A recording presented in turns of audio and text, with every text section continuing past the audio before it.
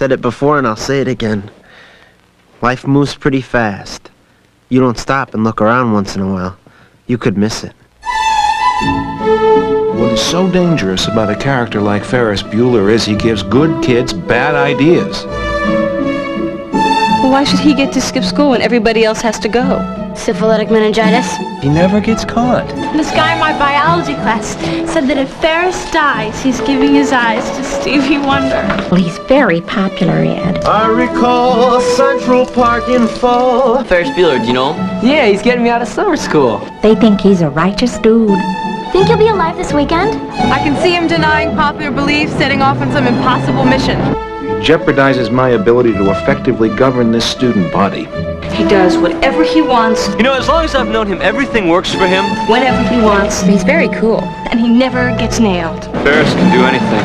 Oh, he's such a sweetie. Wake up and smell the coffee, Mrs. Bueller. It's a fool's paradise. He is just leading you down the primrose path. Matthew Broderick. Bueller. Ferris Bueller. Ferris Bueller's Day Off. Because life is too beautiful a thing to waste. Donka Shane. Darling Donka Shane. I knew that song was in this movie one time. I didn't realize it was a recurring theme. It was in the shower, and then the principal sings it, hums it walking around And then his house. he sings it at the float, and then his sister sings it after she makes out with Charles Sheen. Charles Sheen. Yes. Welcome to Movie Humpers. My name is Bob Sheehan, I am Angela. and we have saved the best for last. The sounds you hear will be dogs, probably. And our theme this month has been the asshole on film. Assholes on film. Yes. And we saved the biggest piece of shit for last. Nah. I will explain it more at the end of the episode. Now, this Ferris Bueller guy. We're talking about Ferris Bueller's Day Off. This is our first John Hughes movie we've done for the show. Written by John Hughes. Starring Matthew Broderick, Sara, Alan Ruck, Jennifer Grey, and old Jeffrey Jones, who was convicted with possession of child pornography in the early 2000s. Produced by old Johnny Huge. Cinematography by Tak Fujimoto. I forgot to mention that Robert Elswit was the cinematographer for There Will Be Blood. He was also the cinematographer for Nightcrawler. Ooh, that makes sense. That's some good cinematography Hell on yeah, both of it those is. movies, right? Hell yeah. Tak Fujimoto was the cinematographer for, one of them for Badlands, the Terrence Malick movie. Ooh. And The Silence of the Lambs. Ooh. So those, Silence of the Lambs came out after this one, but yeah. Still. Interesting resume there, right? Yeah. But yeah, we're talking about, people love this fucking movie, right? I mean, the 80s, especially our generation, 80s movies are pretty big. Yeah. 80s, 90s, I think this is actually a pretty fun ass movie. It is. It's probably one of the better ones, honestly, like in retrospect, that holds up the most. Yeah, there's a charm to it. I'm not going to deny that there's a charm to it. There's a charm to it. And there were things that I didn't remember that did kind of catch me off guard as actually really clever. Yeah. I was surprised. I didn't expect it to really be that clever because, we were kids when we watched it. We were dumb. Everything is much more surface. But yeah, it's a fine movie. But this Ferris Bueller kid, piece of shit. He's got this friend, Cameron. That's where he's the most piece of shit, is where Cameron is involved. Yeah. And there's this that scene. Look, a lot of people have seen this movie, right? We're not going to go No, why? But this kid, he puts a lot of work into not doing any work. He works twice as hard to not work hard than he would if he just went to school and just took the fucking test. Yeah. For one. Yeah. And was that an Oktoberfest parade in downtown Chicago? Cameron Fry, this one's for you.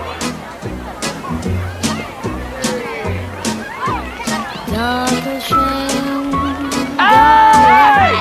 Get off of the floor! What are you doing? Thank you for all the joy and You're out of your mind! I don't know. Then they said they were graduating in a few months, and they said they were graduating in June, and Yeah. There's a lot of talk about graduation in summer and what we're going to do next year.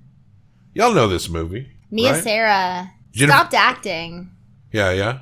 After a handful of movies. I think she's done a few things more recently, but she didn't act for a long time. Jennifer Grey bowed out as well. Like, I think she did a couple more movies. Jennifer Grey is like, she's hot. Well, very controversially got a nose job, and it completely changed her face 100%. Oh. And I have only seen her in one thing post nose job, and it was a Hallmark Christmas movie. So that's where her career went. My understanding is that she always hated her nose and wanted to change it as soon as she could. She did, which is fine. Do what's best for you. Do what you want to do. But it changed her look so much that everyone was like, now you just look like everyone else. Like, who cares? You're just a pretty girl. Like, but there's no like. Yeah, interesting. Yeah, it's weird. I mean, she was super pretty. She's so pretty. She pulled a prime Charles Sheen. Now she could probably pull. She pulled Patrick Swayze. Yeah. Now she would pull. Now she'd probably just be able to pull Charlie Sheen today, you know? Tiger Blood. Remember when he was going all Tiger Blood? Winning. Some are saying that you're bipolar. I'm winning. But you feel real sorry for Cameron. But also Cameron has this looming father figure that we never see, who's a hard ass and he only loves his car. I don't care what kind of dad you are. If you run the fucking car off the back of your designer modern home into the forest, like, I don't know. We just have to. You're in trouble no matter what. We just have to accept that that his rich father, they're all loaded, right? They're all loaded. The thing that for anyone who has not maybe seen a John Hughes movie, the deal with John Hughes movies are parents are either stupid or mean. Yeah. There's no in between. They're either like so clueless, like Ferris parents, or they're terrible monsters like the principal and Cameron's dad. There's no between. Occasionally you get like a Harry Dean Stanton in Pretty in Pink, but he's clueless. He's not, she's parenting him. Yeah. You know what I mean? Like, he's a sweetheart, but he's not good for anything. He falls into the dumb parents category. Oh, yeah. I love him, but what that's about just how it is. They're never helpful. They're never good. What about Breakfast Club? That's another example of the parental types being completely off camera. The teacher is a monster, and the parental types are off camera, but we hear horror stories about certain ones of their parents. Who's the kid who's he had a flare gun in his locker? He cried. Oh, Anthony Michael Hall. Yeah, Anthony Michael Hall. And maybe it was my upbringing or the environment that I grew up in, where, I mean, I was a rural kid, and maybe we were about 10 years behind a lot of people in terms, country living, country folk. There's still a little bit of that spare the rod, spoil the child there. I felt like our generation was kind of split. Like, some of us were still getting our asses belted, and others were not. It was like transitioning. Yeah. But I remember the 80s. That was how it was everywhere. But we just kind of. But the idea of seeing like the Anthony Michael Hall character in Breakfast Club cry over the flare gun in the locker, that was comical to us when we were kids in this environment, where you would probably get told to pick a switch because you rolled your eyes or some shit, right? And also, and this is going to sound fucking bad, I told this story to a group of friends of mine, and they were like aghast. Remember in Dead Poet Society? Yeah. Where the guy, he's got the kid, his dad's going to make him go to military school instead of that private school to hang out with, oh, Captain, my captain. Yeah. And he's so upset about it, he kills himself. Yeah. We watched that movie in school, and we, in the classroom, after that scene, fucking laughed at that character. Because, like you're fucking loaded. You're going to and now you've got all this shit, and you're going to kill yourself because you got to go to our parents can't even afford to send us to your school or a military. I don't know. There was just something about it. Like, they really did not relate to those kids that much. Yeah, because it's stories about privileged people. Ferris Bueller is a privileged. Dead Poet Society definitely was about privileged kids. Favorite John Hughes movies are the Molly Ringwald ones, except in Breakfast Club, she's the Richie Pants. Planes, Trains, and Automobiles. That one's a little more adult. Yeah, that's a little more adult. But I was just saying, as far as like the not Richie kids, but if it's not about rich kids, it's always about kids who aren't rich not being accepted by rich kids. Yeah. Because that was Pretty in Pink. Right, that she wasn't loaded. 16 Candles. There was still like a wrong side of the tracks you could be from, which I was in Hendersonville, like place around here. You say that name now, especially people are like, oh, that's a richy part of town. There's parts of that town that aren't, or at least weren't when I lived there, but it was very much like the rich part of town and the not rich part of town. But yeah, Hendersonville, for those who don't know, is like right outside of Nashville. yeah. And it is a very wealthy area with, when you reach the Indian Lake Community Center, you get past that point, that's when the money starts to blow up. And as you go to that point, it's a bunch of discount tobacco, check cashing places, a lot of super mercados, stuff like that. It was very middle class, low class. It wasn't. We mentioned something, I forget what movie we were talking about, but we stopped and we were like, man, we were all broke in the early 90s, weren't we? Yeah. Right? Like, there was just a certain point. We were broke when we started dating. That's true. We were both broke as hell when we started dating. Yeah, no doubt. But yeah, this movie, old Ferris Bueller, working twice as hard to do the one amount of work he doesn't want to do. And you can relate, but he's also the super popular kid. Like, everyone loves Ferris. He's literally getting his sick day reported in the newspaper. And he's decided it needs to be this day because he says that it's for Cameron. Yeah. That he needs to get Cameron out of the house and give Cameron a good time. No, he's not. He has anxiety. Right. Like, he says he's sick, but he's not sick. Cameron definitely probably the most relatable in terms of, like... But you don't know if but he's so anxious, you don't know if he's blowing everything out of proportion.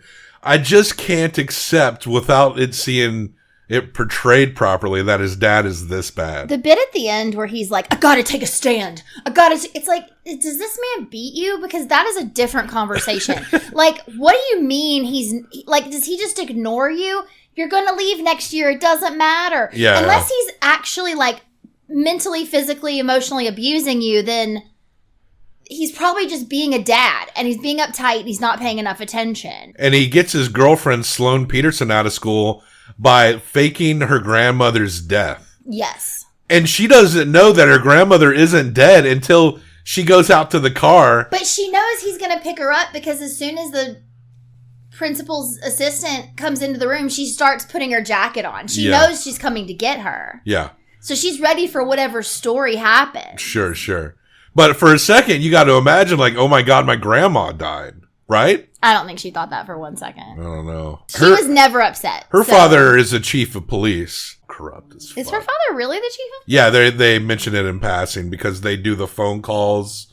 They do the restaurant phone call, but I thought that was just bullshit. The phone calls with the principal. This is Officer Peterson, chief of police. Okay. They made some, like, kind of con job that implicated that her father was, like, someone who had some pull. So, Chicago cops, ain't no way you're not corrupt as fuck. But yeah, they have quite the day, don't they? And old Jeffrey Jones, the pedo creep, he was convicted of holding, he had child pornography. So he is a registered sex offender in the state of California. And it's so weird to see him in things. I think he was filming Deadwood when he got caught doing that shit. He was the dad in Beetlejuice. He was in Howard the Duck. He was in these movies. I'm not saying the fact that he was in the Howard the Duck really ripped you up. That was very influential on me as a child. You're like, not the villain in Howard the Duck. Listen. No. When I was a kid, I loved it. Yeah, you like them duck titties. I feel like we're talking about like so many movies other than this one. Well, that's because, okay, also, so the principal's trying to get him all day, so he doesn't do his job. And also his sister is so mad about Ferris not coming to school that she never goes to school either. She's at the school, but she doesn't go to a single one of her classes. She just walks around looking into doors, clocking people, loving her brother, hating on everyone. Yeah. She's such an angry Jealous little girl. Are they twins? I don't know, but it was established that Ferris wanted a car and he got a computer. And his sister got a car. Mm-hmm. Like, if you're a teenager and you're given a car, like, how could you ever be like, I'm the one that never gets away with anything? You got a fucking car. She's the responsible one. Yeah, but you just are. It's just your personality. It's got nothing to do with your brother. Well, she's not trying to get away with anything either. She's just mad that That's why she got the car. She's jealous because she wants to do those kind of things, but she doesn't think she wants to do those things, but she knows that they're bad, so she doesn't think anyone should. She's just one of those cunts. The characters... Her name could have been Karen. Karen Cunt. Karen Bueller. The characterizations in this movie are very well rounded, like very well done in terms of personality types and how they're represented. Like, no one's really coming off as like this same, like a Xerox of another person or anything like that. No, It does seem like the personalities are very distinct. Even Charlie Sheen, who's not in it that much, who ends up, he's just a dude at the police station where Jeannie finds herself after. Okay. At one point, Jeannie's gone home to try to catch Ferris. The principal's also gone to the house to try to catch Ferris. They both realize that he's not really at home, but the principal has broken into their house, and Jeannie catches him, calls the police, and says, there's a burglar in my house. Like, someone's broken into my house. And somehow she ends up in the police station for making a phony phone call. There was that man's blood. He hit their dog in the head with a pot of plant. That's the most ridiculous part of the movie is the principal shit.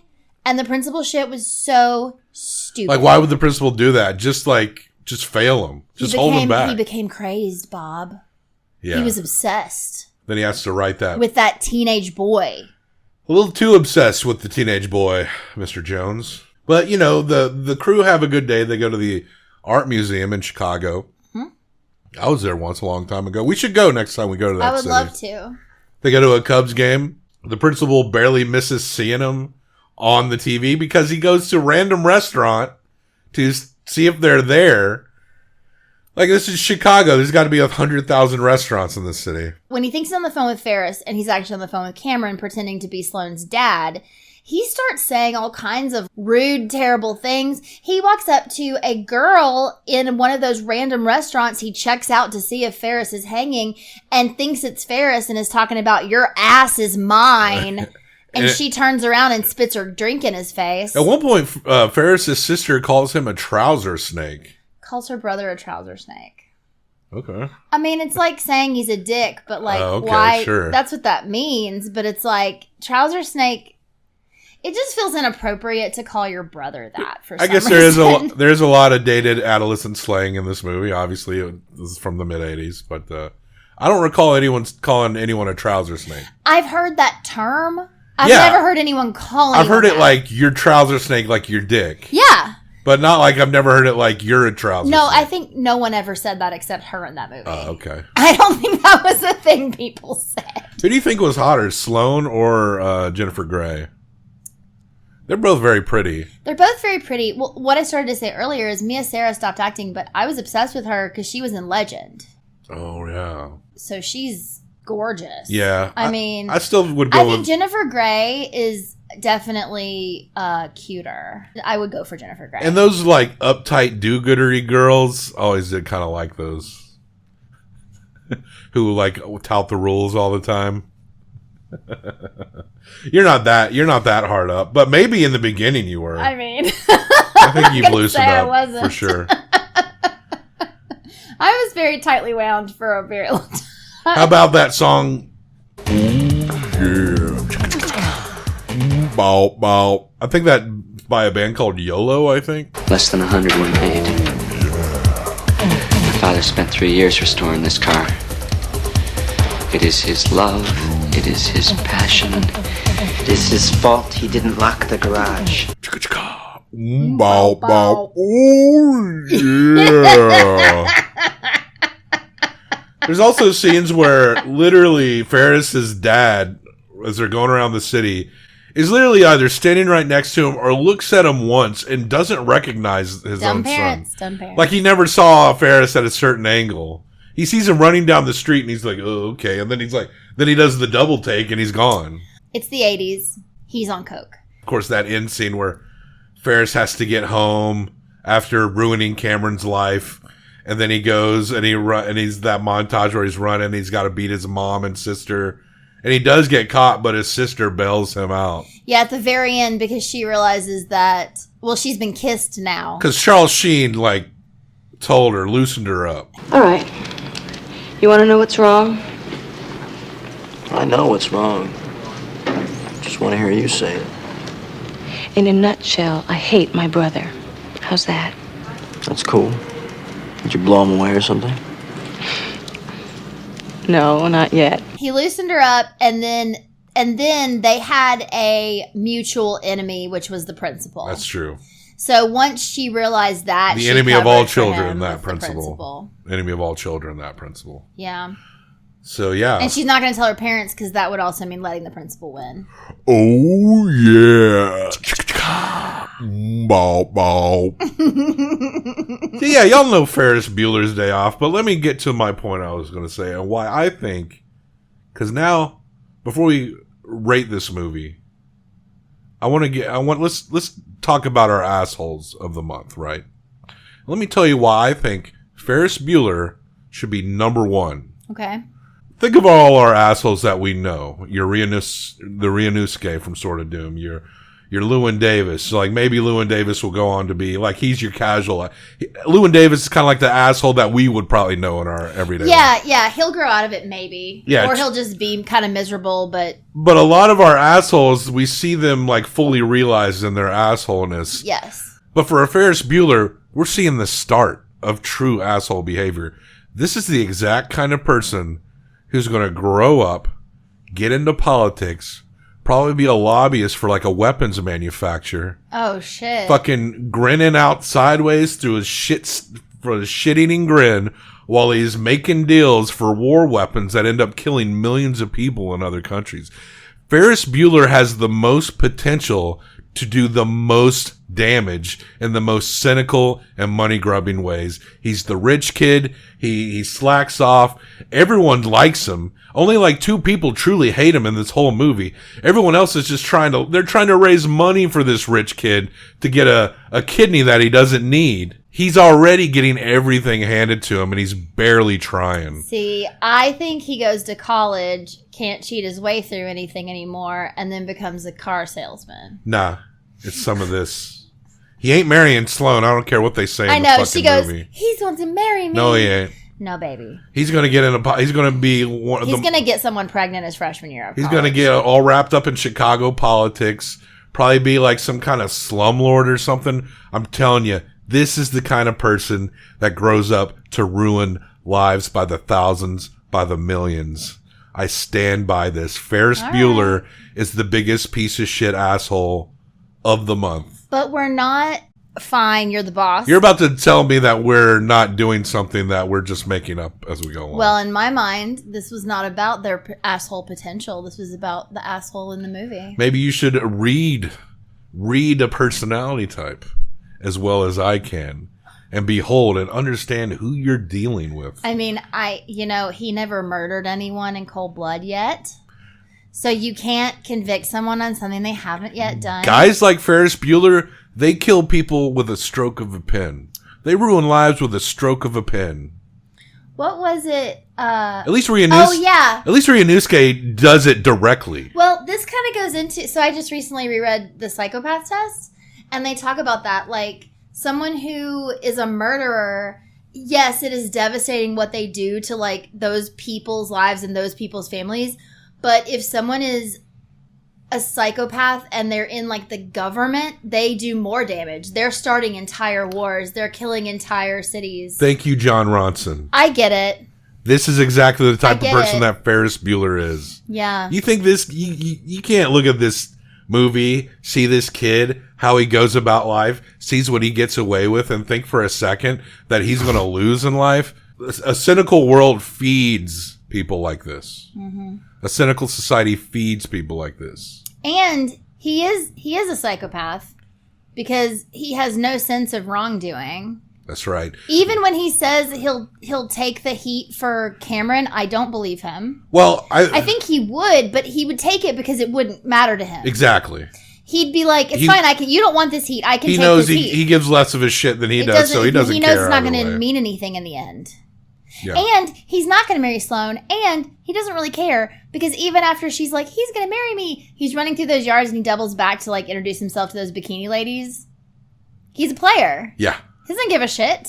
Yeah. Good comedic She's just timing the on prettiest that girl part, in high school Yeah. for him to have on his arm. Also, Jennifer Grey did not recognize her own principal when he broke into her house. that I can excuse because he's covered in was dirt. not in the right place. He's in dirt. He looked like a maniac because he jumped out at her and she just kicked him 3 times in the face and ran. That's fine. So we're gonna. I wouldn't recognize our next door neighbor if he was in our house and I would, but like if I was scared, I might just punch 2 before I stop to be like, oh, this is who you are.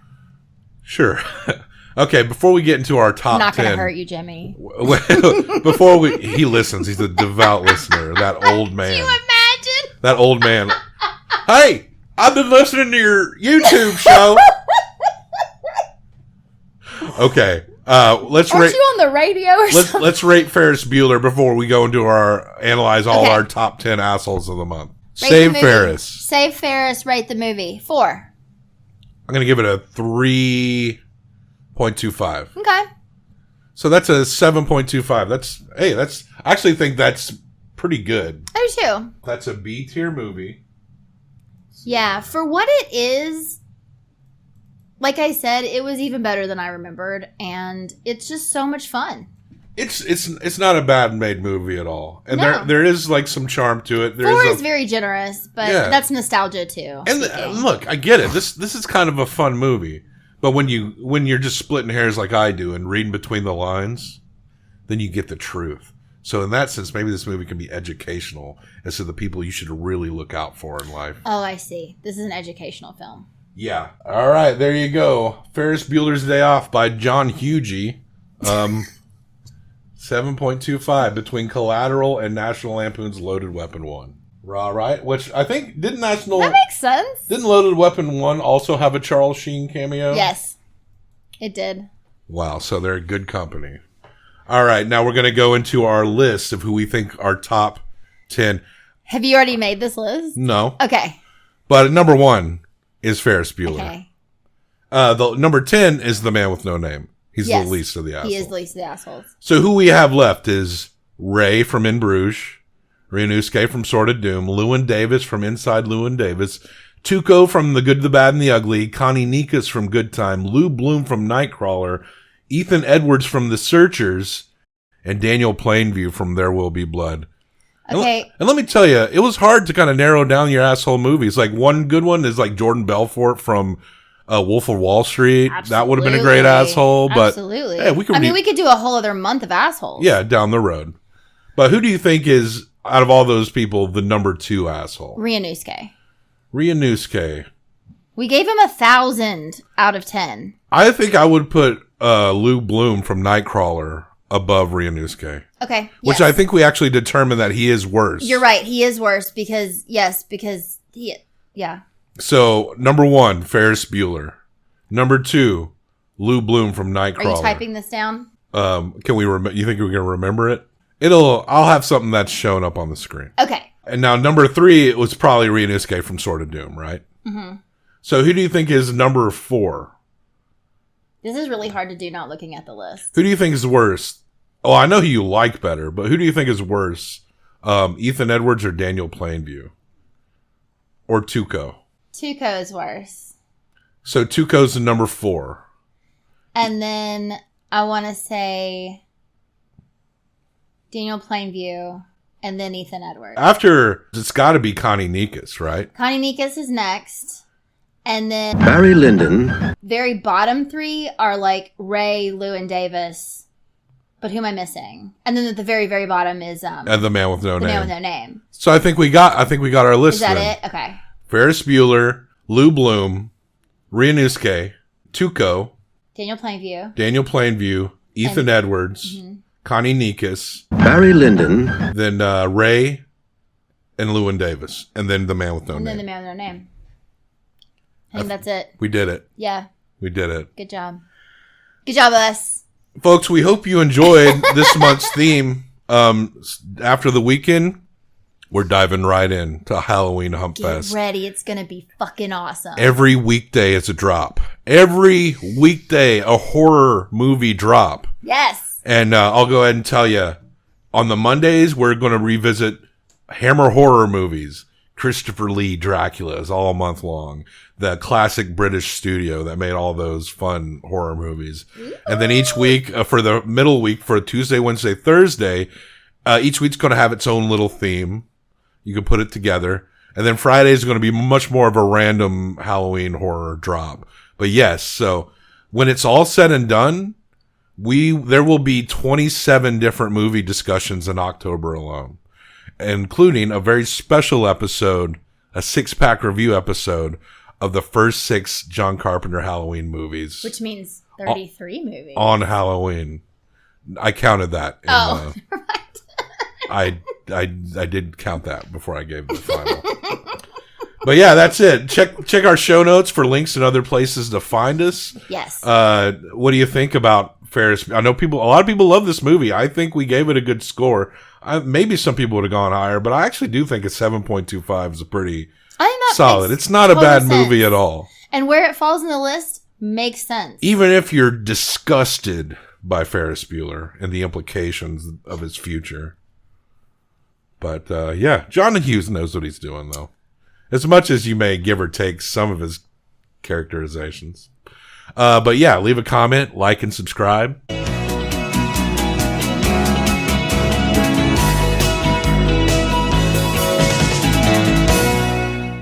Death to all traitors.